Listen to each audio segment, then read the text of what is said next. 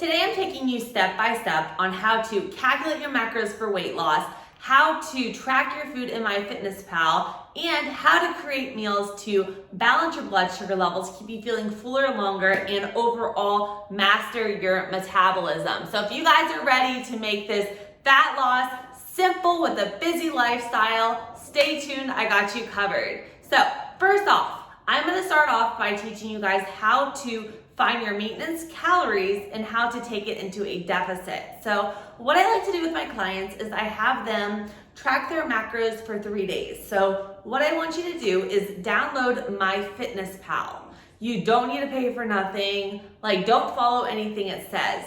What you're gonna do is eat the way you normally would eat, but track everything into MyFitnessPal for 3 full days. At the end of those 3 days, take your total calories for each day, add them together, and divide it by 3 to get your average caloric intake. And that is going to be your maintenance calories, okay? Once you have your maintenance calories, for fat loss, we wanna go into a caloric deficit.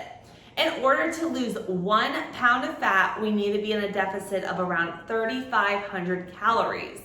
I like to start off with a deficit of 200 to 500 calories a day and adjust there based off of my rate of fat loss. So what I want you to do is take your maintenance calories that you found, make your deficit anywhere from 200 to 500 calories on top of that, and that is gonna be your current fat loss calories. I'm a big fan of tracking macros and flexible dieting, and I'm gonna explain to you now how to take your calories and find out how much carbs, fat, and protein you need to eat on a daily basis to help master your metabolism. So, first off, protein. Protein is the building blocks of muscle. We need it for so many different functions. When we are on fat loss, we want to make sure we are getting enough protein to recover, rebuild our muscle when we are training hard, but also it helps with satiety, fullness, and stabilizing your blood sugar levels when you have it at a meal. So to find your protein, I like to do, I take my body weight in pounds and I multiply it by 0.8 to 1.25 grams. That is going to give you your total grams of protein per day. So for instance, if you weigh 100 pounds and you are on the lower active level, you would do 100, you would times it by 0.8, that would give you 80 grams of protein for the day. If you are on, again, the lower activity level, aim for more of that 0.8. If you are on the very active level, aim for around that 1.2 grams of protein. Okay, now that we know how many grams of protein we need, we are gonna find out fat. Fat has such a bad stigma. People think if I wanna lose fat, I cannot eat fat. But you don't understand that fat has so many different functions in the body. It helps with hormone production. It helps again stabilizing your blood sugar levels. If you're getting it from the right sources like wild caught fish, higher omega-3 rich foods like hemp seeds, flax seeds, chia seeds, it's gonna also be very anti-inflammatory in the body, which we want. I never like to take my fats too low because if you go too low, it affects digestion, hormones, and we do not want that. So to find your fat, I take the body weight times 0.3 to 0.4, and that's gonna give you your total fat per day. Okay, guys? So a good example, again, if you weigh 100 pounds and say you choose 0.3, you would do 100 times 0.3, giving you 30 grams of fat per day. If you want to do the higher end, you do better on a higher fat diet, times it by that 0.4, it would give you 40 grams of fat per day, okay? So we have our protein in grams per day. We have our fat in grams per day. Now we need to figure out how many carbs we need per day. So what I like to do is, protein is 4 calories per gram.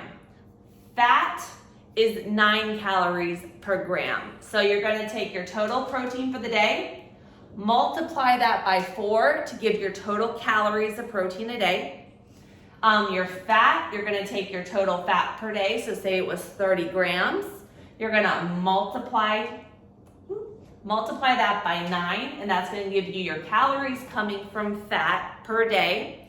And then what you're going to do, I'm going to take this nice and slow, is you're going to take your calories that we found out at the beginning. Remember when you took your maintenance calories and then you subtracted that 200 to 500 to find your total calories? Now what you want to do is take that number of your calories you need for the deficit, subtract your protein in calories, subtract your fat in calories, and that is going to give us the calories that we need from carbohydrates, okay? Carbohydrates are 4 calories per gram, so you're going to take your remaining calories, boom, divide that by 4, and that's going to give you your grams of carbohydrates per day. So pause for a second. So first off, we found our maintenance calories, okay? We deducted 200 to 500 calories per day to get our total calories per day to be any fat loss.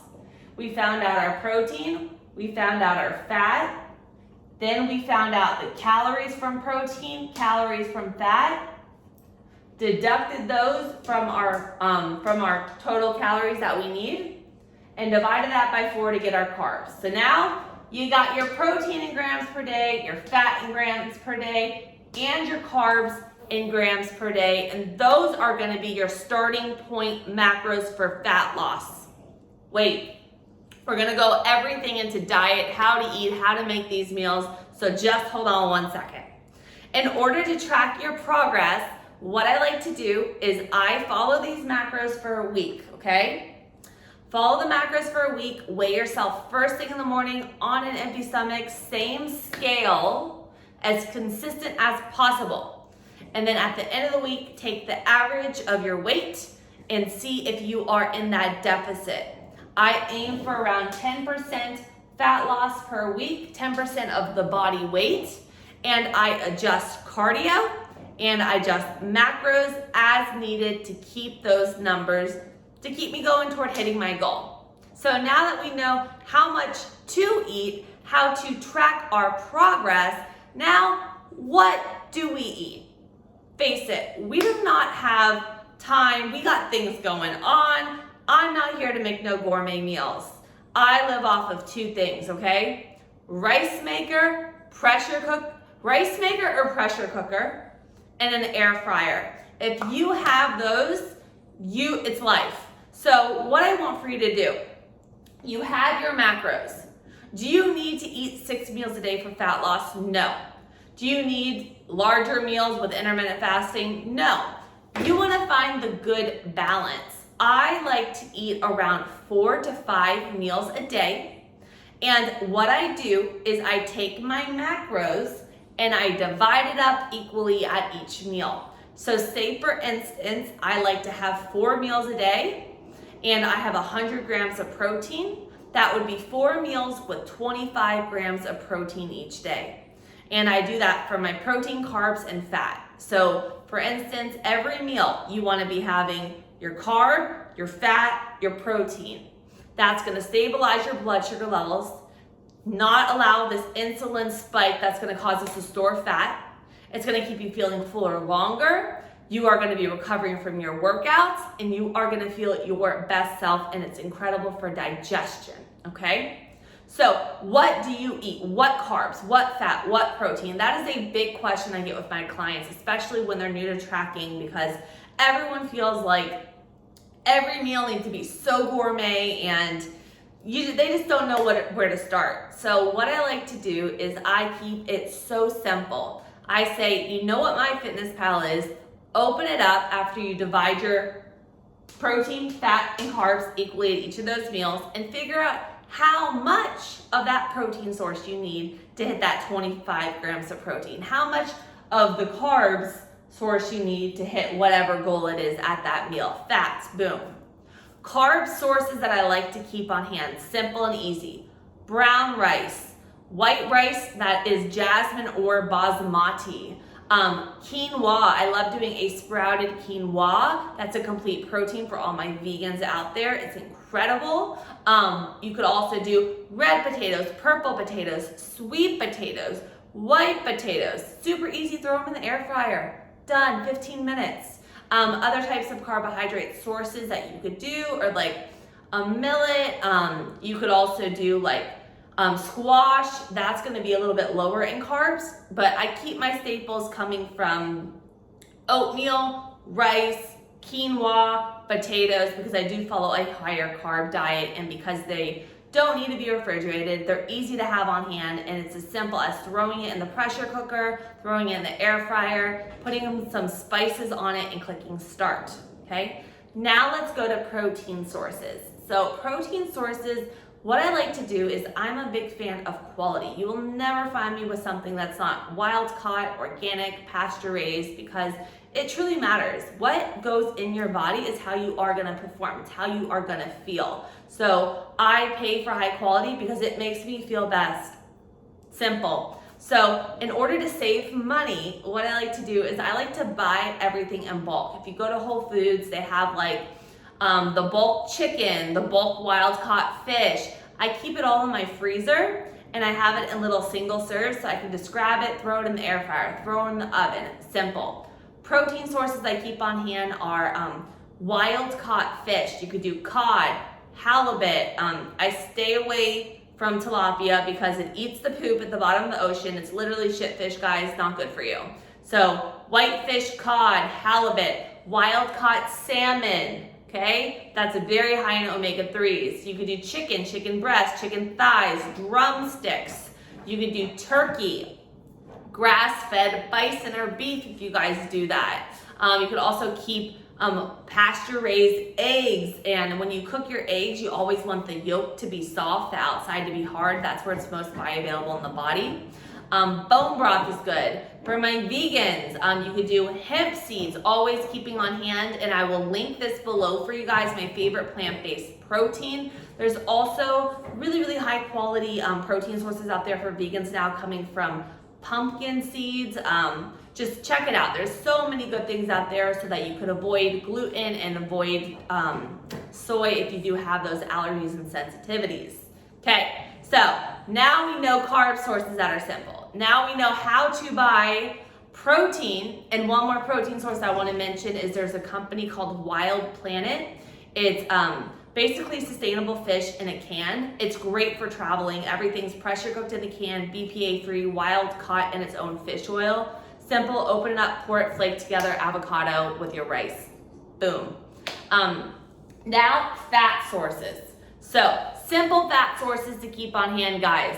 Olive oil, coconut oil, grass-fed ghee. You could do hemp seeds, chia seeds, flax seeds, hemp oil, avocado oil, avocado. Trying to think here. There's sesame oil. Any of those, and you guys could add them to the top of your food. So say for instance, you have your rice, then you have your salmon. So rice, throw it in the rice maker. Salmon, put it with maybe some pink Himalayan salt, some rosemary, dill, thyme, throw it in the air fryer. Come out, drizzle it with your olive oil, your avocado oil. And then at every meal, what I like to do, and I keep these on hand, is I buy tons of just bags of just greens. Greens are frozen vegetables that you could throw again in the microwave, whatever, and you could put that with your meal. So you have your carb, your protein, your fat, and some vegetables. And if you keep it simple like that, and then play around with different spices, buy the spice jars of your salt. Salt's good for you. Get a pink Himalayan salt, dill, thyme, rosemary, oregano, cinnamon, whatever it may be. Dress it up. Keep it super, super simple. Follow it. And don't overwhelm yourself. It's not about having the most gourmet meal, guys. It's about achieving your goals, getting in nice, nourished food, and then aiming for 80% of that clean food, 20% throw in your chocolate bar, fit it into those macros, and just have that balance. So I hope this was helpful for you guys. If you guys are interested in coaching, I have my 4-year degree in kinesiology, CSCS.